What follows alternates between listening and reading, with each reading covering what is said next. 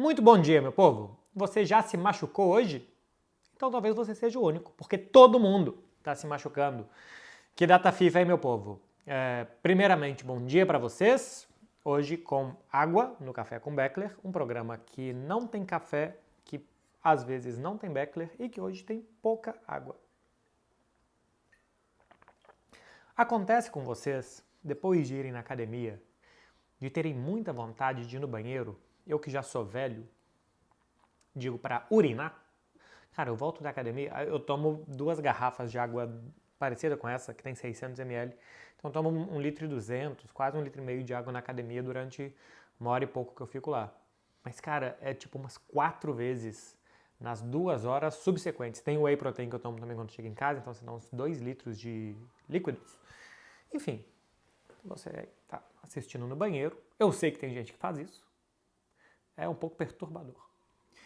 Meu povo, vou falar sobre lesão do Vini, lesão do Gavi, Fortaleza Cruzeiro, Barcelona Real Madrid. Foi o que eu vi do vídeo de sexta-feira para cá.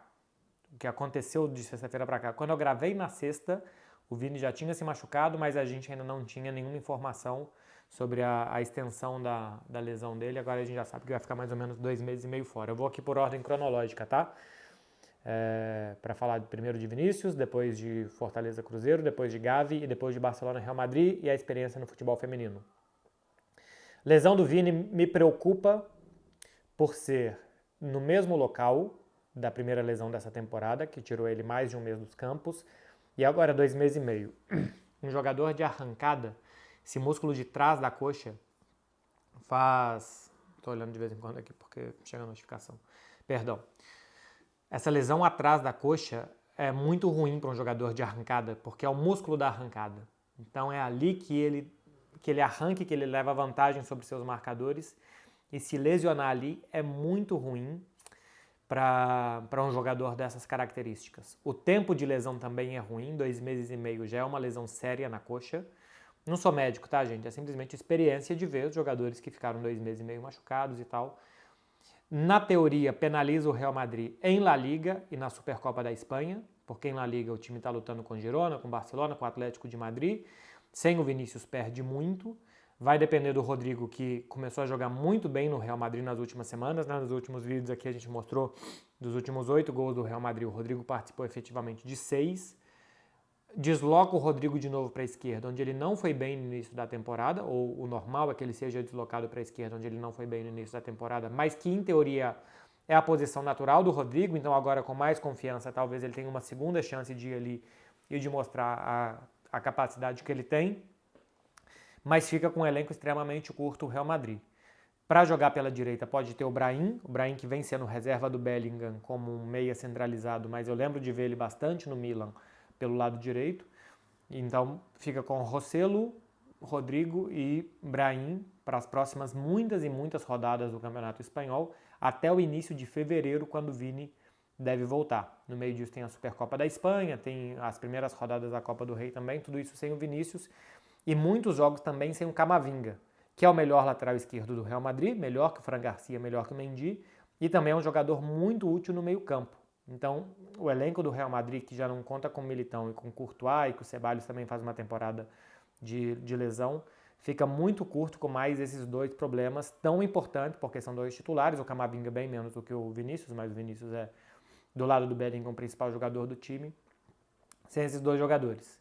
Veremos como que o Real Madrid vai sobreviver neste período. Eu acho que é normal que tente se defender ainda mais e que o Bellingham e o Rodrigo sejam ainda mais importantes para vitórias curtas e apertadas do Real Madrid. O time estava começando a sobrar, né? Tinha feito 5 no Valência, tinha feito 3 no Braga, estava começando a engrenar uma sequência de mais vitórias folgadas, e eu acho que a tendência agora é voltar a sofrer. Sofrer no sentido de jogos apertados, duros, margem de gols de 1 gol para cá, 1 gol para lá, enfim, deve apertar um pouco mais a vida do Real Madrid, e que o Vinícius consiga voltar bem, né? Porque 2 lesões em tão pouco tempo, uma mais grave do que a outra, nesse músculo, nesse grupo muscular que é tão importante para o jogador, é realmente uma pena e é uma preocupação para o Vinícius Júnior. Passando para sábado, Fortaleza Cruzeiro.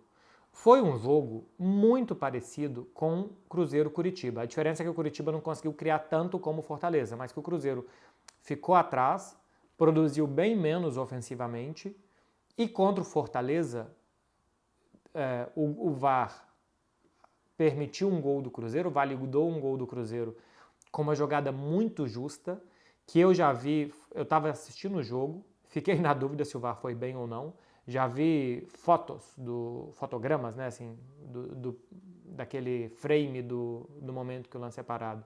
Parece que está impedido o Bruno Rodrigues, mas contra o Curitiba eu tive a impressão que era posição legal e que também não se tinha traçado bem as linhas. Enfim, no final das contas, a gente tem que confiar. Eu acho que em alguns jogos existem erros tanto de interpretação da arbitragem e tal, e de se o VAR é chamado ou se não é chamado, e eu acho que de vez em quando existem os erros objetivos do VAR. Talvez tenha acontecido no Fortaleza Cruzeiro, talvez também tenha acontecido no Curitiba Cruzeiro. No Vasco Cuiabá, por exemplo, eu também acho que teve um erro ali de validar um gol do Vasco no 1-0.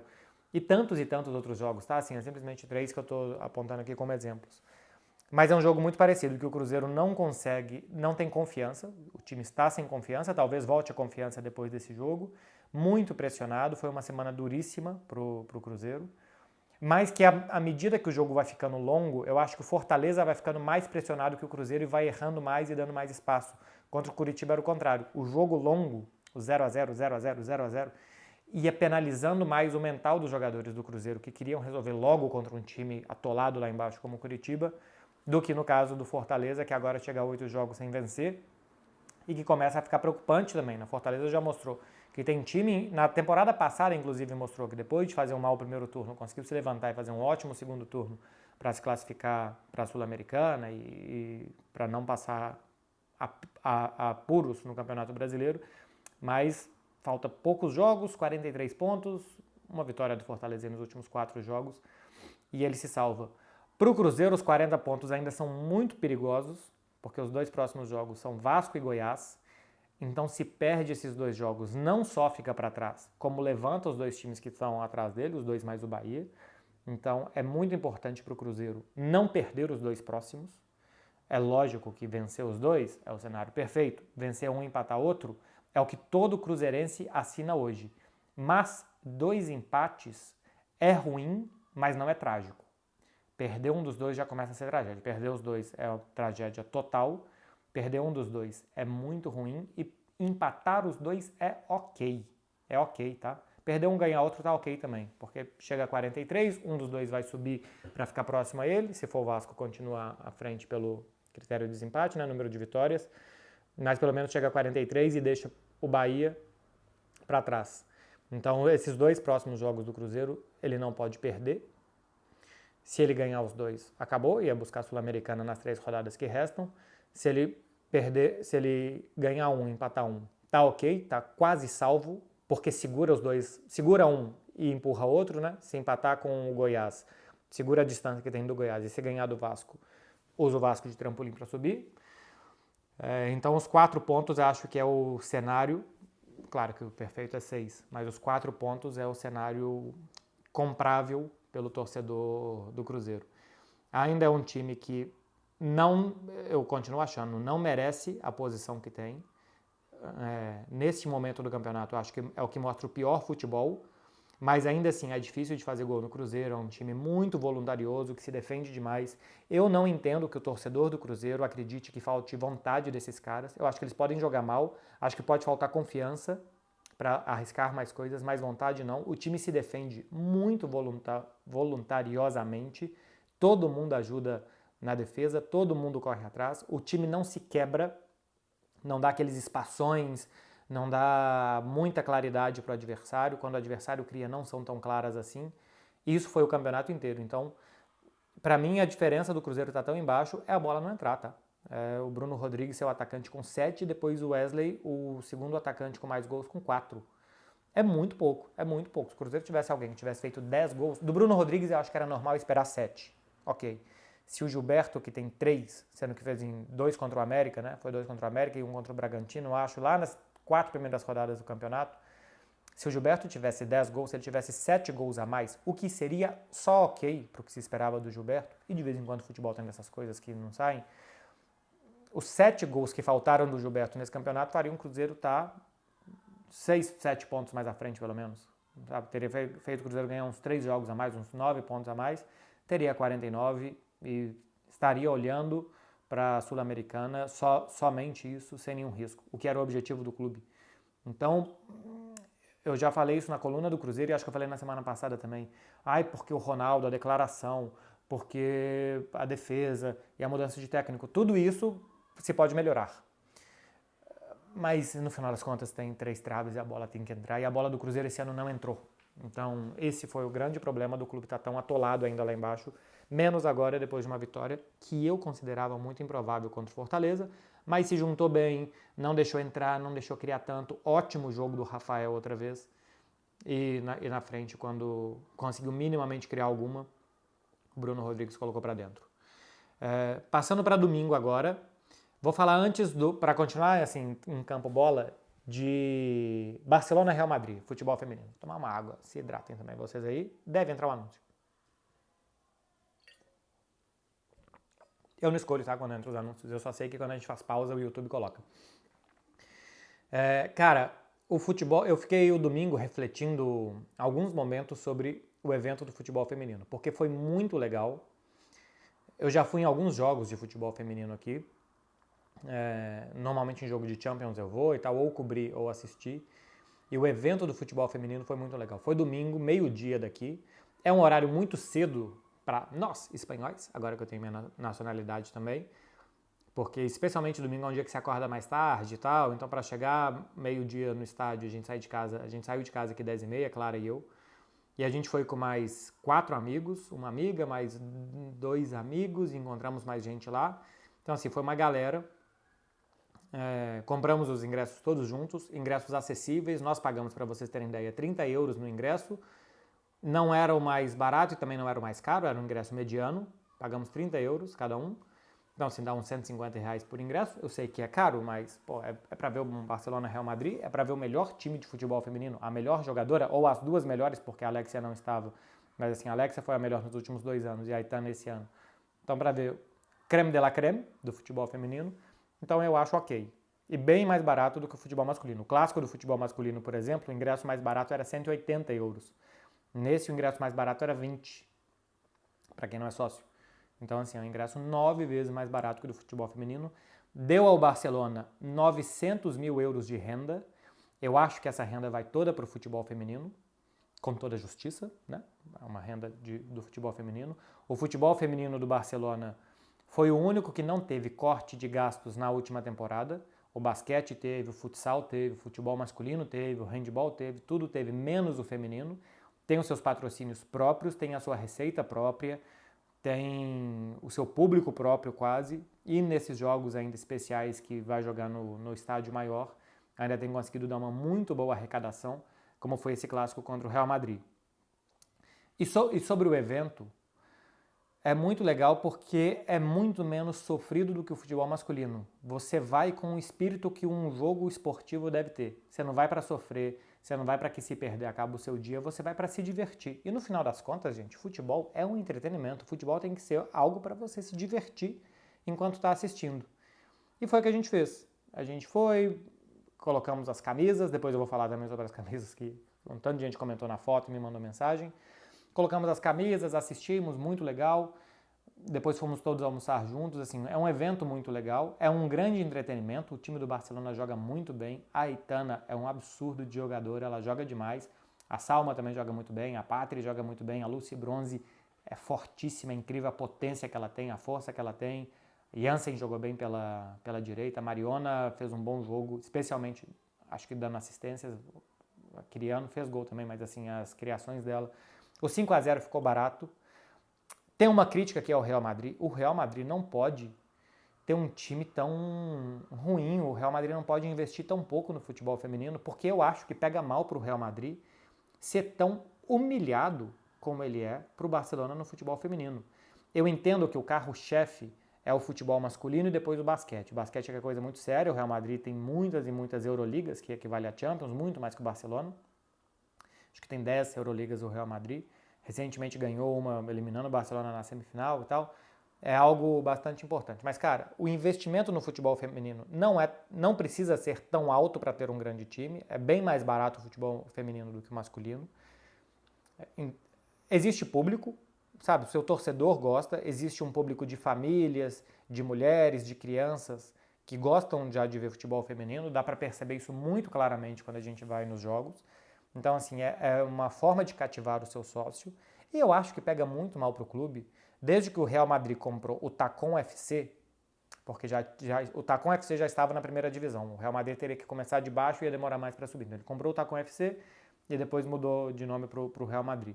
São 14 jogos contra o Barcelona, 14 derrotas, 57 gols sofridos e eu acho que 7 marcados. É uma diferença muito grande, cara. Pega muito mal que o Real Madrid vem até Barcelona, que tome um 5-0 que tem ficado barato. Se tivesse sido 10-0, era ok. No primeiro tempo, o Barcelona perdeu umas 4 chances, no segundo tempo mais umas 3. Um 10-0 teria sido um placar, se o Barcelona tivesse aproveitado boa parte das chances. Um 8-0 teria ficado de bom tamanho. O 5-0 ficou baratíssimo. Então, eu acho que pega muito mal para o Real Madrid não investir, não fazer por onde, não fazer questão, ignorar algo que já faz parte da cultura das pessoas e de uma parcela boa já do seu público. Tem a Olga Carmona, né, lateral esquerda, que foi importantíssima no título da Espanha, marcando na semifinal. Na final tem a Linda Caicedo, foi eleita a Golden Girl, né? O Bellingham foi o Golden Boy, a Caicedo foi a Golden Girl, a melhor jogadora até 23 anos.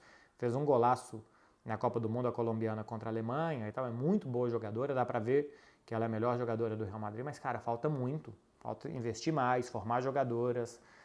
Eu acho, se fosse o contrário, tá? Se fosse o Real Madrid fazendo essas goleadas em cima do Barcelona, eu, como torcedor do Barcelona, ficaria muito incomodado que meu time não liga para aquilo e não liga para ser humilhado, repito, como é pelo seu maior rival. Então eu imagino que do lado do Real Madrid seja a mesma coisa a recíproca.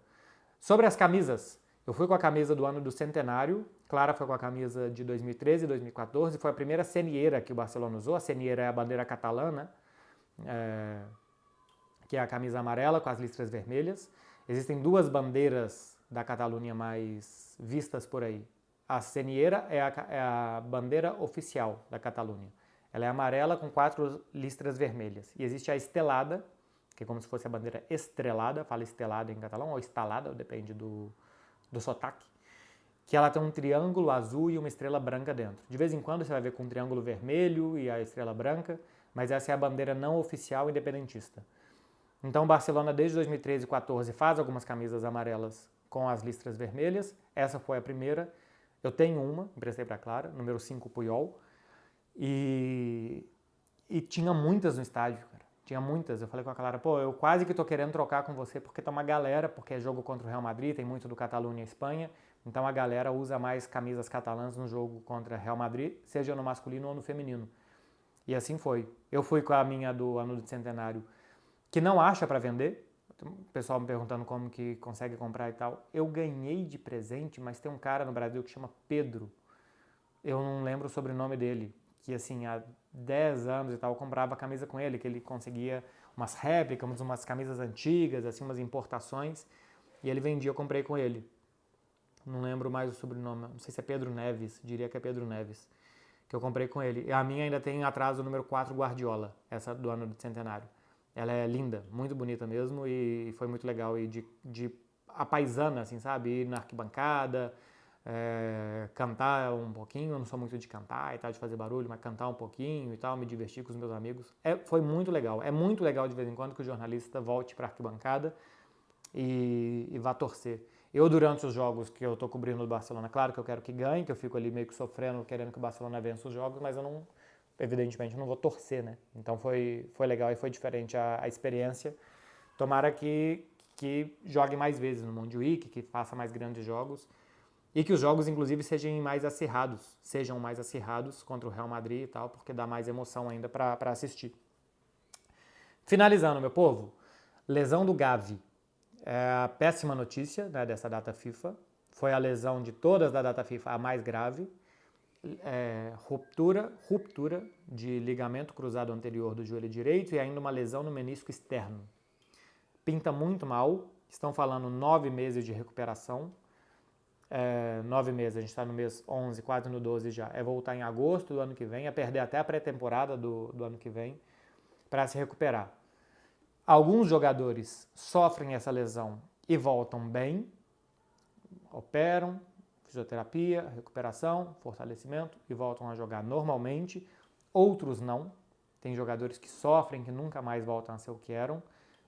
Pelo andar da carruagem da evolução da medicina, o normal é que cada vez mais se volte a ser o que era. Então temos que esperar para ver o que será o Gavi, já com 20 anos, né, em agosto do ano que vem, que tipo de jogador ele será. O Barça perde muito, perde demais. Um jogador de muita recuperação, que ajuda muito na defesa. Na frente eu acho que ele estava se soltando e ficando mais criativo também, aparecendo mais na área, de muita energia, que acaba contagiando o resto do time e que não tem outro com essas características. Jogador lutador, brigador e de qualidade como o Gavi não tem. O jogo que ele faz contra o Real Madrid, contra o Bellingham, que acaba decidindo, não por culpa do Gavi, mas o jogo que ele faz anulando o Bellingham, tirando nas duas ações pontuais que o Bellingham ganhou o jogo, é um absurdo, cara. O Barça-Madrid, é evidente que o Bellingham, pela relevância que teve no jogo, é o melhor em campo, mas não por ações isoladas, mas pelo conjunto, o Gavi para mim foi o melhor jogador daquela partida, exatamente porque o Bellingham não conseguiu ter ainda mais influência do que ele teve. O Bellingham é um gigantão de 2 metros, o Gavi com seus 1,70 pareou fisicamente com o Bellingham naquela partida. O Bellingham acabou sendo decisivo com os gols que fez. O Barça passa a ter a conta do chá para o meio campo, pensando em titularidade, Frenkie de Jong, Gundogan, Pedri, e aí tem o Oriol Romeu, que joga cada vez pior, que eu acho que vai servir para em alguns jogos de La Liga dar descanso para esses três, e o Fermín Lopes, que é outro extremo. Tem um 5 e tem um outro que é quase um 10, né? O Fermín é o mais ofensivo desses meio-campistas do Barcelona. Então, de controle de jogo, ficaram Gundogan, Pedri e Frenkie de Jong, que eu acho que será o tripé base do meio-campo do Barcelona, com alguns jogos entrando o Romeu, com alguns jogos entrando o Fermín. A chegada do João Félix tira um pouco do quadrado de meio-campo, que eram 4 posições para o meio, e o João Félix ocupa essa outra posição, quase voltando para um 4-3-3. Mas eu imagino que o Barcelona vá ao mercado em janeiro atrás de um meio-campista. O foda é ir no mercado sem dinheiro, né? O Barça não tem grana para comprar um jogador e ninguém também negocia seus principais jogadores, um grandíssimo jogador que é o que o Barcelona precisa. O Barcelona precisa de grandes jogadores no mercado de inverno. Então, é mais normal que o Barcelona vá buscar alguém por empréstimo, que não esteja sendo aproveitado, que não esteja jogando no seu clube. Por exemplo, o Andrei Santos, que é um jogador que chegou ao Chelsea com grande expectativa, que foi emprestado e que não vem jogando, acho que está no Nottingham Forest, né? Que não vem jogando, muitas vezes nem relacionado no Nottingham Forest, encaixa no perfil do que o Barcelona precisa. Um jogador por empréstimo para chegar, em 6 meses aqui jogar alguma coisa. O problema é que também, como é um jogador sem experiência, teria que se adaptar ao estilo de jogo, à forma e tal. Então, é um jogador mais, o Andrei Santos, se fosse o caso, mais para longo prazo do que para uma resposta imediata. Para a resposta imediata teria que ser um jogador que já entende, conhece, que já estaria mais adaptado, e eu não consigo pensar agora o nome de algum jogador para vir por empréstimo que tenha um salário baixo que o Barcelona conseguiria. Esse nome seria o Oriol Romeu. Características diferentes do Gavi, mas se o Oriol Romeu ainda estivesse no Girona, seria o cara, vai buscar o Oriol Romeu, não sei se o Girona aceitaria liberar no meio da temporada, mas um jogador que conhece o clube, que foi formado, que joga em outro time, que tem uma característica parecida e que vai chegar aqui, que por 6 meses consegue jogar e performar para cumprir o papel por ali. Vamos ver, o Deco vai ter trabalho, porque o Barça já queria antes um meio-campista. O Xavi já não estava satisfeito desde o início da temporada com o número de meio-campistas que tinha. Ele queria um 5. Acabou vindo só o Oriol Romeu, ele queria um outro jogador de mais capacidade, né? Assim, um jogador de mais garantias para o lugar do Busquets, que o Barcelona não conseguiu trazer. Não teve grana para trazer o Zubimendi, nem para trazer o Kimmich. Fala-se de um interesse do Bruno Guimarães, que é um jogador muito caro também, acabou de renovar com o Newcastle, tem uma multa para os clubes ingleses de 100 milhões de libras, ganha um salário alto também, é o melhor jogador do Newcastle, é a grande estrela do clube, então também fica muito difícil para o Barça, nem só agora no meio da temporada, mas também no início da temporada seguinte, pensar em investir no Bruno Guimarães, dependeria de muitos fatores, Vamos ver se o Deco consegue pesquisar no mercado algum jogador para chegar em janeiro, rápida adaptação, rápido resultado, para jogar até o meio do ano no lugar do Gavi. E que ele consiga voltar a jogar o que ele jogava antes dessa lesão, porque era um jogador de muito presente e de muito futuro também. Veremos. É isso daqui, meu povo, de cafezinho com água, com Beckler hoje para vocês. Eu peço para que vocês curtam aqui para me ajudar mesmo, que vocês comentem aqui algo para me ajudar também. E eu já passo, hein? Amanhã eu vou fazer o vídeo sobre o Girona, sai nessa terça-feira. Características do Girona, formação, um pouco de história do clube. E na quinta eu quero fazer sobre o Atlético de Madrid também. Mais ou menos nos moldes que eu fiz contra a Real Sociedad, como o Bayer Leverkusen. O Atlético de Madrid é diferente porque já tem um trabalho de um técnico de mais de 10 anos, mas que vem mudando e evoluindo. E é hoje um dos melhores times também do futebol europeu e vale a pena falar do Atlético com um pouco mais de calma aqui. Então a tendência é que amanhã saia o vídeo do Girona, quinta-feira do Atlético de Madrid, sexta-feira eu respondo a pergunta de vocês e depois já entra na dinâmica normal porque já volta aos jogos, Café com Beckler falando mais de futebol, semana de Champions semana que vem e por aí vai. Então se inscreve aqui para você não perder os próximos vídeos também. Tá falado, gente? Boa semana para vocês. Vocês façam o favor de ter juízo porque a semana tá só começando, já pensando que no final de semana vocês vão largar a mão do juízo e aproveitar de uma outra forma. Valeu, gente. Tchau.